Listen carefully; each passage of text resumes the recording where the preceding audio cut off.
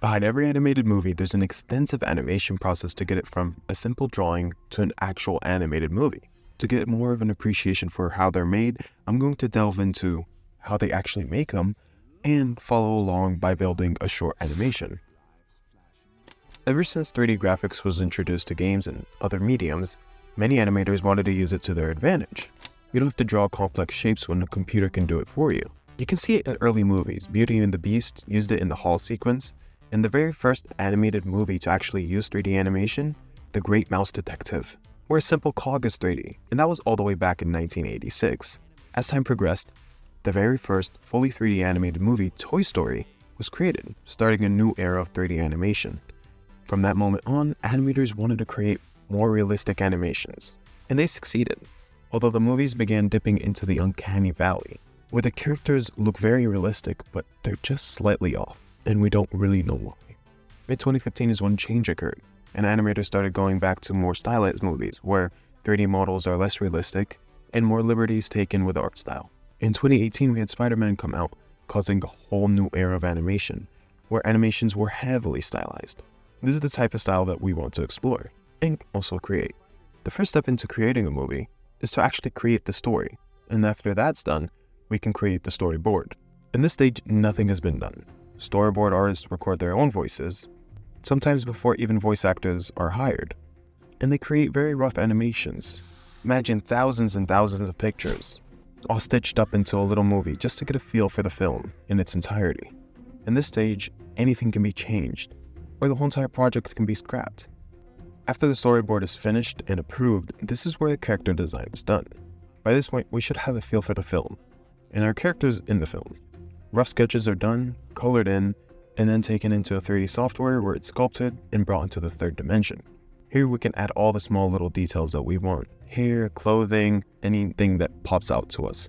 This is also where the characters are rigged. This gives control to the animator to move a character in any way that they wish. Sometimes 2D can be mixed into this process, like in Spiderman. For my characters, the eyes were 2D, and so were the eyebrows. The character was very simple and only had a couple of bones. Bones are individual control points for each character. Think of controlling the eyes, the arms, everything on the body that can be controlled. In some movies, you have thousands of bones per character to control everything you might need, from little muscle spasms to the characters ballooning up. Since I don't have thousands of hours to actually make an animation, I only made it have a couple of bones. And this simple process for me to get the character all done took 3 days. Next is the background for the animation, where little cups, plates, books, houses, everything that makes a scene fit in with the story is made here. Depending on the style of the movie, you can draw on top of the objects and give them a hand-drawn style. To keep everything simple for me, mine was just a very simple background. The whole entire background process is very extensive, and you have to make one for every scene, so that's a lot. That's why I chose to keep it simple. Next is the most exciting part of the animation process. Animation. First, we create the key poses for animating. These are the poses that stick out like a punch. This is similar to the storyboard in a sense, except with our characters and our backgrounds. This is also one of the most important parts of animation.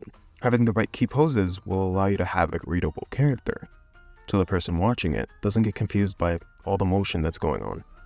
Animators most of the time will also record themselves or look in a mirror to try to figure these poses out. Filling the space between the animations is next, so we can get a smooth animation all the way through.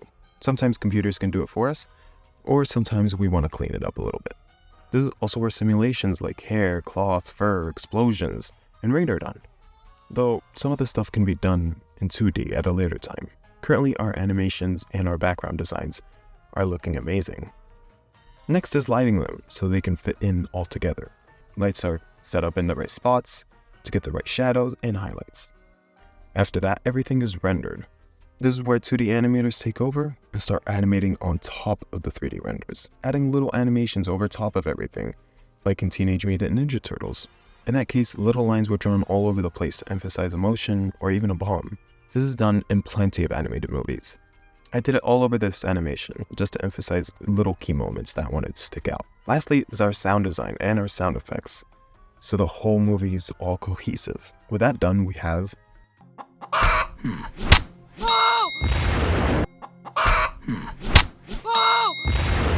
more and more animated movies and shows are taking this style. In the future, we'll see plenty more. Hopefully, you'll leave this video appreciating all the hard work that's actually done.